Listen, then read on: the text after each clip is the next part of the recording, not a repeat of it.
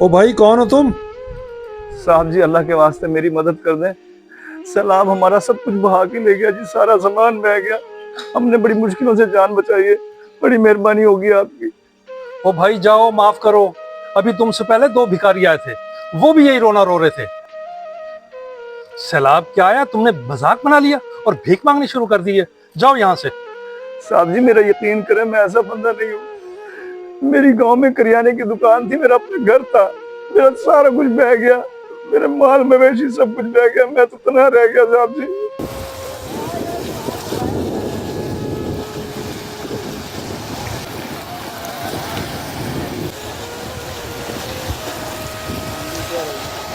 साहब जी, मेरा कुछ भी नहीं बचा। मेरे सारे घर वाले खुले आसमान के नीचे बैठे। अगर आपको यकीन नहीं आता तो मेरे साथ चल के देख ले आप। ओ भाई, मेरे पास इतना फालतू वक्त नहीं है मैं तुम्हारे साथ चलूं। हुकूमत ने सैलाब ज़दगान के लिए रिलीफ कैंप्स लगाए हुए हैं।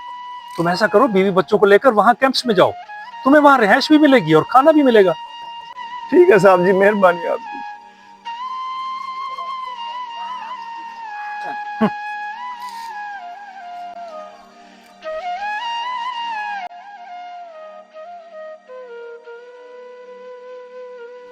बाबा, ये क्या कर रहे हैं आप?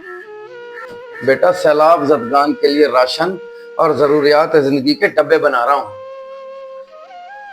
लेकिन बाबा, हुकूमत उनकी मदद कर तो रही है, फिर ही आप दर्द सर अपने जिम्मे क्यों ले रहे हैं? बेटा, तुम सही कह रहे हो, हुकूमत पाकिस्तान उनकी मदद कर रही है, लेकिन अभी भी बहुत से इलाके ऐसे हैं जहाँ पे लोग खुले आसमान के नीचे सोने पर मजबूर हैं। और ये तो नेक काम है। हुकूमत के साथ साथ अवाम को भी इस जज्बे में शामिल होना चाहिए। लेकिन बाबा, ये सामान उन तक कैसे पहुंचेगा? हमारे पास तो जरिया भी नहीं है उन तक पहुंचाने का।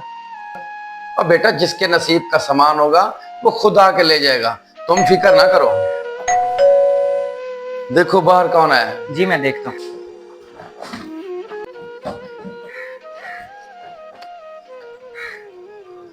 साहब जी, मेरी मदद कर दें।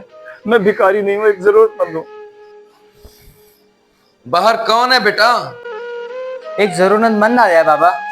बुला लो उसको। आ जाए।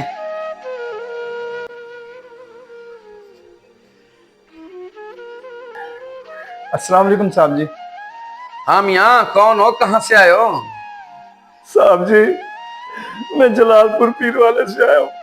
वहां मेरा घर था, दुकान थी, जानवर थे, सब कुछ बह गया साहब जी, सब कुछ बह गया। मेरे बच्चे सब खुले आसमान के नीचे बैठे।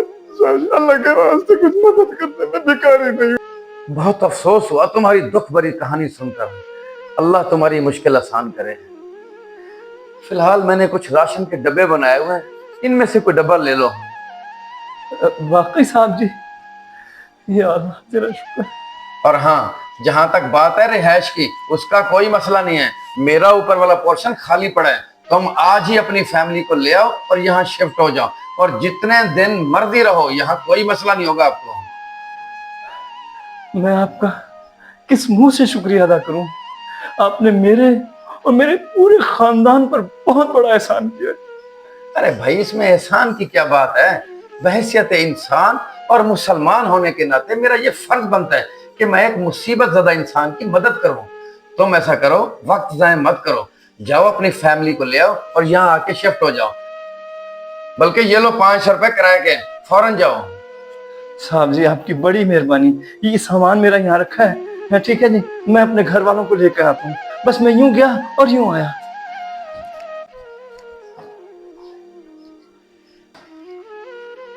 वाह बाबा साईं, आपने तो कमाल कर दिया। उसकी रिहाइश और खाने का इंतजाम कर दिया।